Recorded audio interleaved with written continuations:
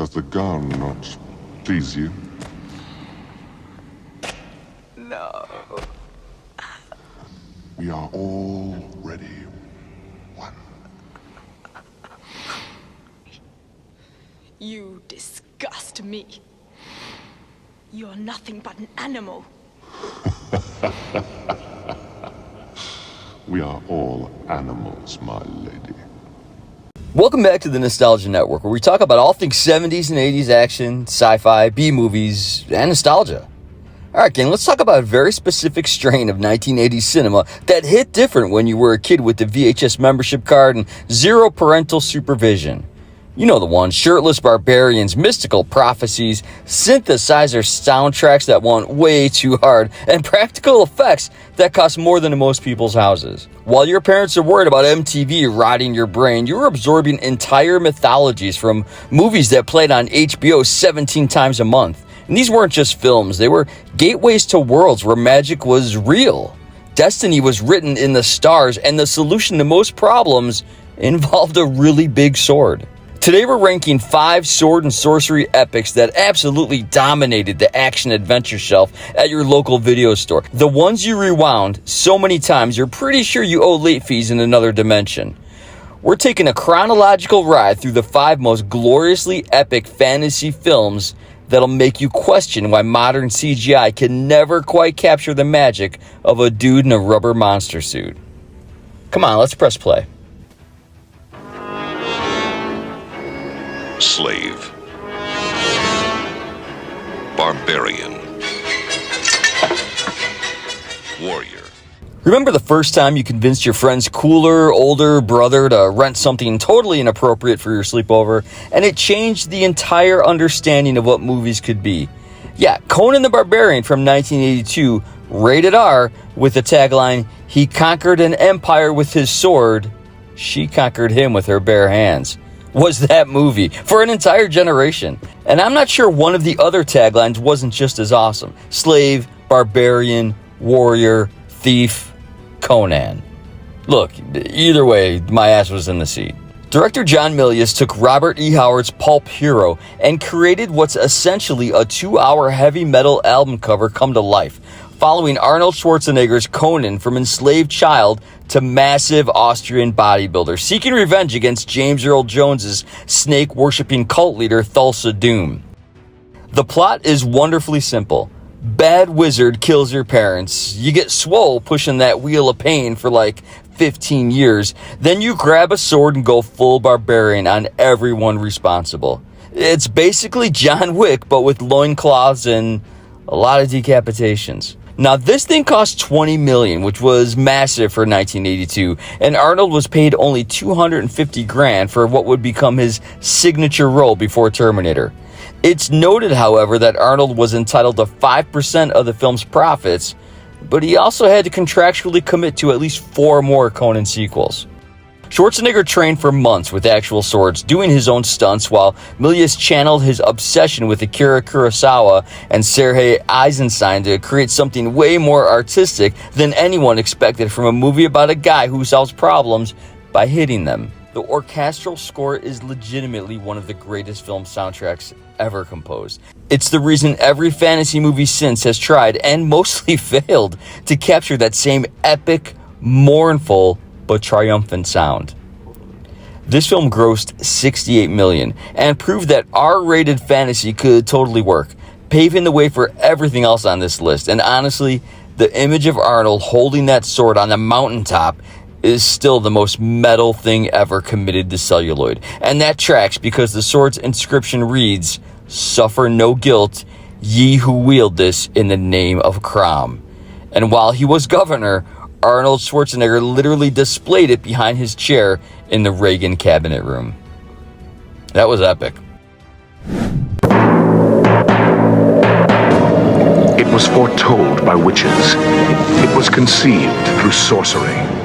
If Conan was the movie your friend's older brother rented, the Beastmaster was the one you discovered yourself during a lazy Saturday afternoon in 1982, flipping through channels until you stumbled onto something featuring an impossibly ripped Marc Singer communicating telepathically with animals and using them to get into girls' loincloths.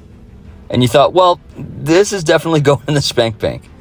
I mean, this looks cool. Director Don Coscarelli, fresh off of Phantasm, crafted this sword and sandal epic about Dar, a warrior literally cut from his mother's womb by a witch and raised by villagers, who discovers he can physically bond with animals, essentially making him a Bronze Age Aquaman, but actually useful. Armed with his mischievous ferret buddies Kodo and Podo, who are absolutely the MVPs, a majestic black tiger, and an eagle with better cinematography than most human actors, Dar battles the evil priest Max and his army that includes a dude in a wild Batwing costume who dissolves people into goo, and this scene was chilling at the time. Hell, it's chilling today. The whole thing was shot for just $9 million in Southern California locations, doubling for ancient Sumeria, with Coscarelli maxing out credit cards to finish post-production. It was the definition of guerrilla filmmaking. Smoke show Tanya Roberts from A View to a Kill and Charlie's Angels plays Carrie, the slave girl love interest who spends most of her screen time in strategically placed scraps of fabric that somehow passed for fantasy costumes in 1982. God bless them. This film unfortunately bombed theatrically, making only $14 million, but became an absolute legend on cable TV. I mean, TBS played it so frequently throughout the 80s and 90s that it earned the nickname the Beastmaster Network, and I'm sure that's where I first saw it.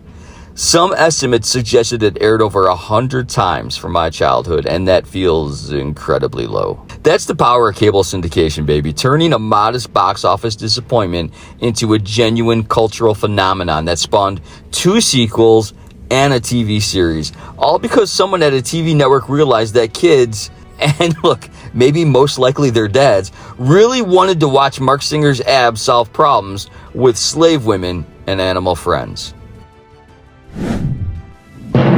On a distant planet, a great kingdom was ravaged by beings who came from the future.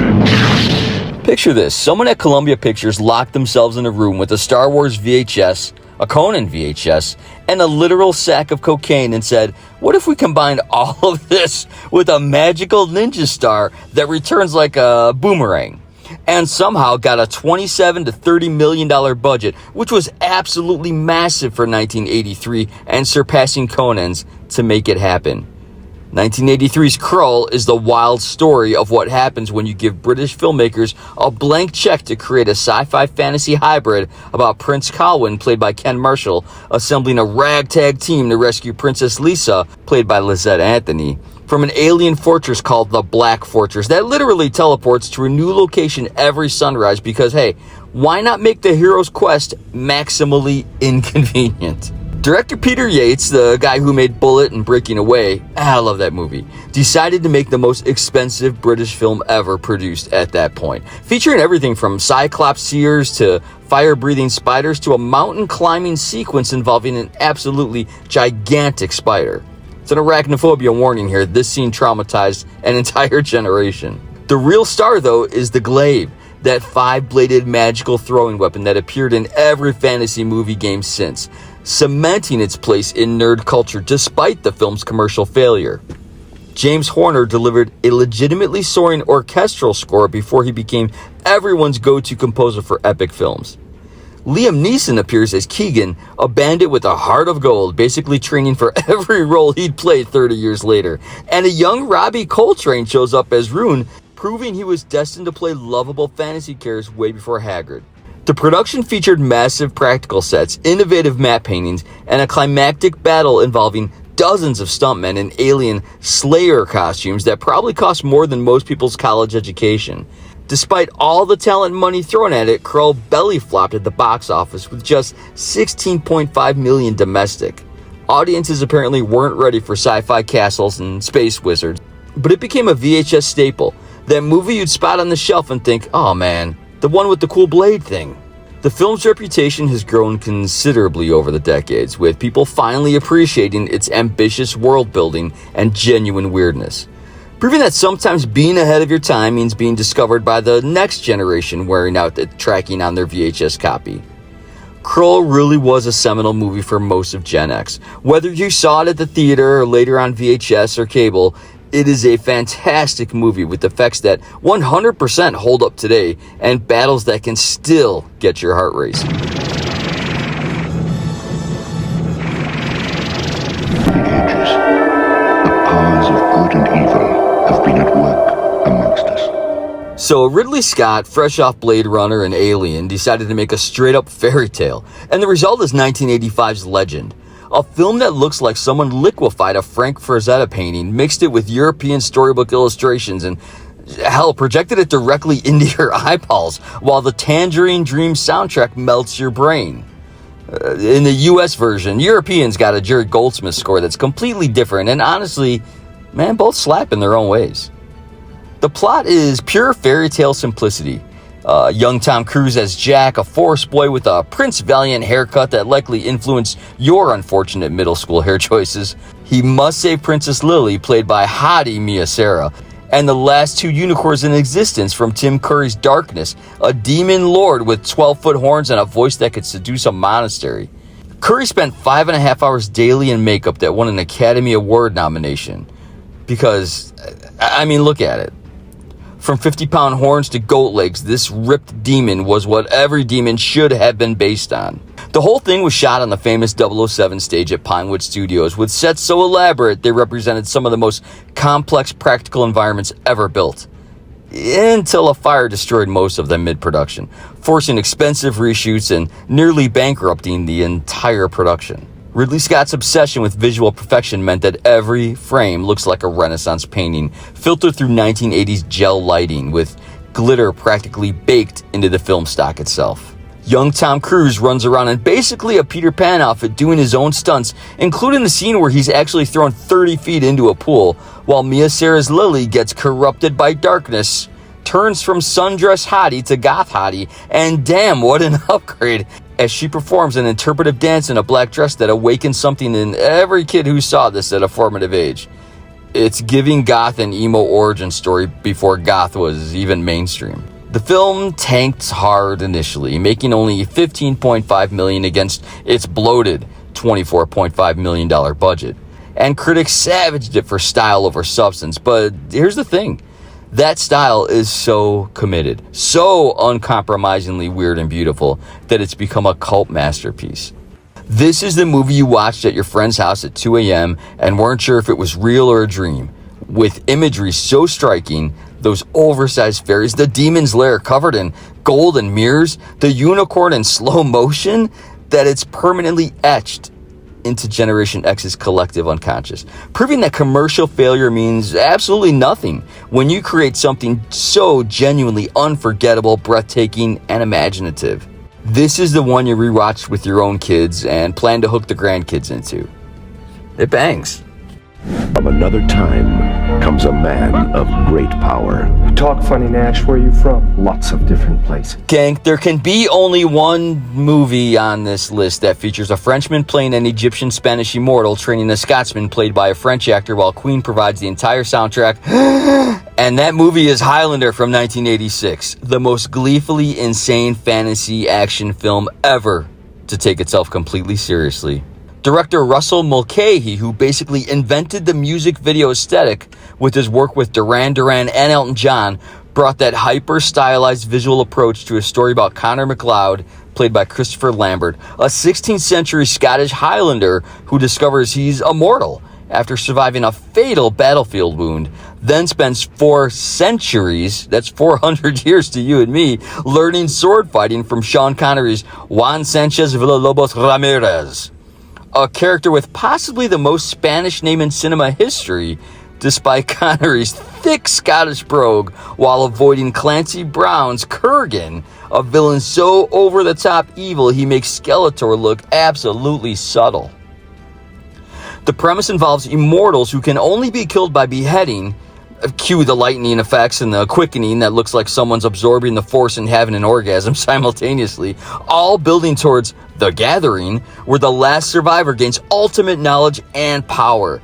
It's essentially a battle royale, but with swords and centuries of prep time. The whole production was chaotic. It was shot for only $16 million across locations in Scotland and New York, with Queen's Brian May and Roger Taylor literally watching rough cuts and composing songs that, man, perfectly matched the emotional beats, giving us Prince of the Universe, Who Wants to Live Forever, and A Kind of Magic. Songs that have outlived most 80s film soundtracks because they genuinely rock super hard. Christopher Lambert learned English phonetically for the role and performed most of his own sword work despite having terrible vision, and he's actually crazy nearsighted. While Sean Connery reportedly did the entire film for just the paycheck, but somehow delivers one of his most charming performances. The film opened to mixed reviews and modest to upside down box office, 12.9 million domestic, but became an absolute phenomenon on home video, spawning 4 sequels, 2 TV series, an animated series, and countless parodies, plus that immortal line, "There can be only one," entered the cultural lexicon permanently. Honestly, it's the most beautiful and best way to fail. The combination of Queen's bombastic rock opera soundtrack, Mulcahy's neon-treated visual style, and the genuinely cool concept of immortal warriors having sword fights throughout history created something that transcends its B-movie origins. It's melodramatic, historically nonsensical, and absolutely magical. It's the kind of movie that made you want to grab a broomstick and dramatically yell, "I am Connor MacLeod of the Clan MacLeod," in your backyard, much to your neighbor's confusion. Until you take their head. Man, these 5 films dominated the fantasy shelves at every video store in America. The ones that taught us that practical effects, ambitious world building, and absolutely killer soundtracks could transport you somewhere magical, even when the acting was questionable and the plots made zero sense under even the lightest of scrutiny. These movies didn't need perfect CGI or massive marketing campaigns. They just needed to be weird, earnest, and visually stunning enough to burn themselves into the imagination of every kid who stayed up too late watching HBO. From Conan's philosophical barbarianism to Highlander's immortal rock opera, these films prove that the early to mid-80s were an absolute golden age for "I have this idea and you have $20 million" fantasy filmmaking. If you're still here, drop a like and for sure leave a comment with which one of these bangers delivered the goods in the 80s, as well as the titles you can't seem to shake even today. For me, it's Lady Hawk, Clash of the Titans, and that wild stop motion. Man, there's just so many. Thanks for watching, and remember, there can be only one channel dedicated to this stuff, and you're watching it. Keep those tapes rewound and the memories alive. Thanks all.